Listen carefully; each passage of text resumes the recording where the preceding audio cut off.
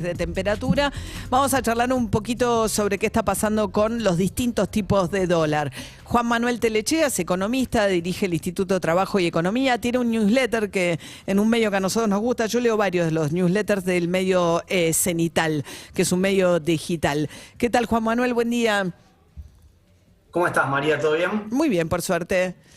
Bueno, finalmente un poco tardío, ¿no? Este anuncio del dólar turista, que no es solamente para el turista, pero no importa, para llamarlo de alguna manera, porque hizo que se anticiparan muchas las compras de los que pensaban veranear en el extranjero, ¿no? Dice que el 50% subió la venta de pasajes al extranjero en las últimas semanas.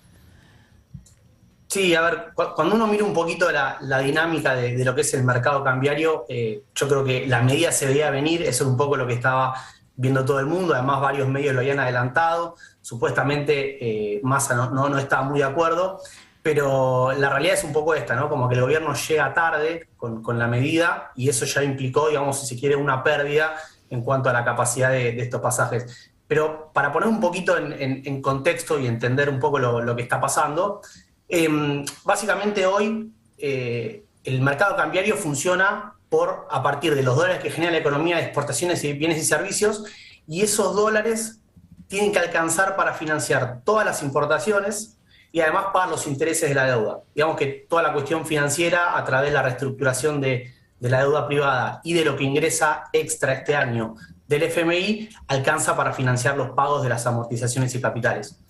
Y ahí, digamos, el problema de la óptica del gobierno justamente es que el acuerdo con el FMI requiere además 5.000 millones de dólares extra que el Banco Central debe acumular. Entonces lo que estaba pasando era que aún con la medida del dólar soja no estaba alcanzando, ¿no? La dinámica en los últimos meses mostraba que las exportaciones de bienes y servicios no alcanzaban para financiar todos estos pagos. Y en particular el rubro del turismo mostraba una dinámica completamente insostenible, ¿no? Insisto, desde el punto de vista del Banco Central, lo que se veía era que en los últimos meses venía creciendo sostenidamente el pago por salida de dólares de turismo.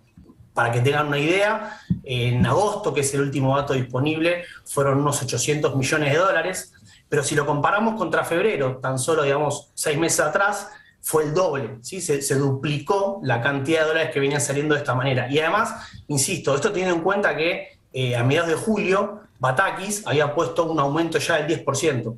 Entonces, lo que se veía era que, a pesar de las medidas, la salida de dólares por ese lado era bastante importante. Insisto, si uno proyectara esto, podría pensar que los 5.000 millones que Massa consiguió a través del dólar soja, bueno, se van a perder rápidamente por el lado del turismo, ¿sí? Uh-huh. Porque básicamente las cuentas hoy están bastante equilibradas. Entonces, desde la óptica del gobierno, y en particular del Banco Central, la idea de la medida es esta, ¿no? Es frenar un poco la salida y obviamente, como decíamos antes, si bien llega tarde, la idea es que de acá a los meses posteriores, esta medida al encarecer el dólar turista haga que eso empiece a aflojar un poquito.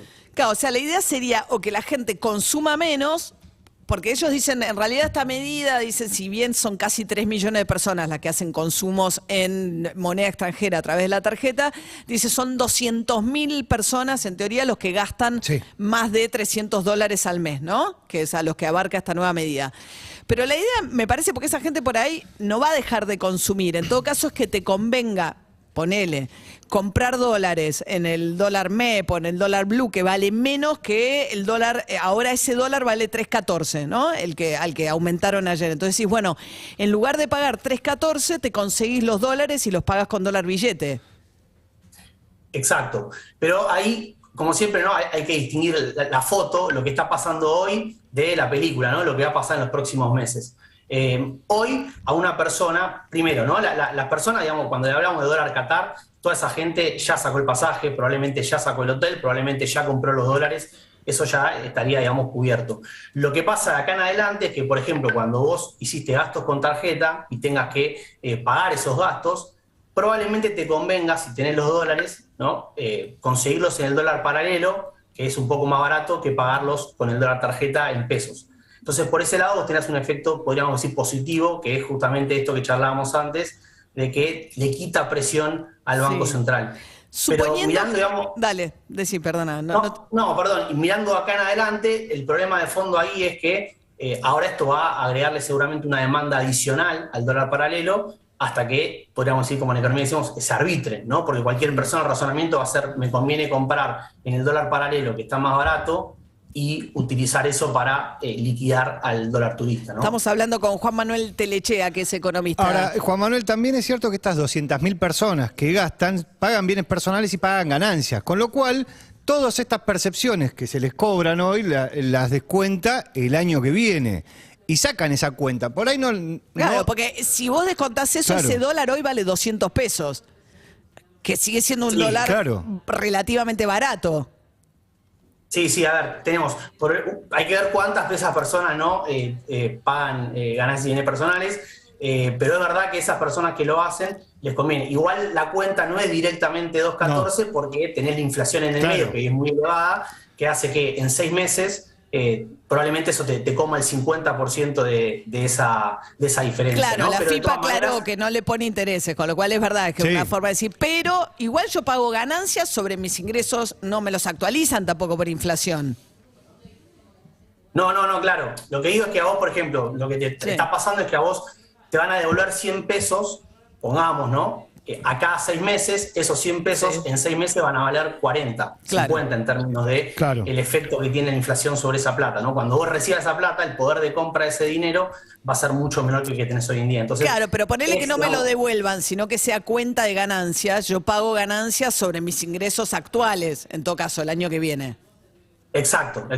Ahí también hay una cuestión fiscal, que es la de que vos hoy estás obteniendo una mejora fiscal a base de esa retención, que el año que viene la perdés, ¿no? También está la discusión del próximo gobierno, va a tener una diferencia fiscal que hay que compensar. Ah, claro, porque están recaudando, pues todo esto, mientras tanto, le está sirviendo a la claro. FIP para recaudar anticipadamente en concepto de ganancias, ¿no? Entonces, la plata ya la tiene ahora este gobierno y el año que viene, cuando paguen ganancias, se va a descontar lo que ya gastaste, ¿no? A cuenta con el dólar y son ingresos que no va a tener el próximo gobierno eventualmente.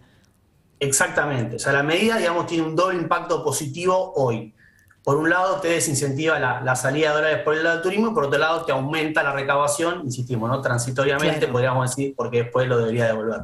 Juan Manuel, son todas maneras también de ir metiendo distintos tipos de dólar para no devaluar el tipo de dólar oficial, ¿no? El tipo de cambio oficial, con la inflación que tenés tan acelerada ahora, el gobierno entiende que cualquier escenario es mejor que devaluar el tipo de cambio oficial.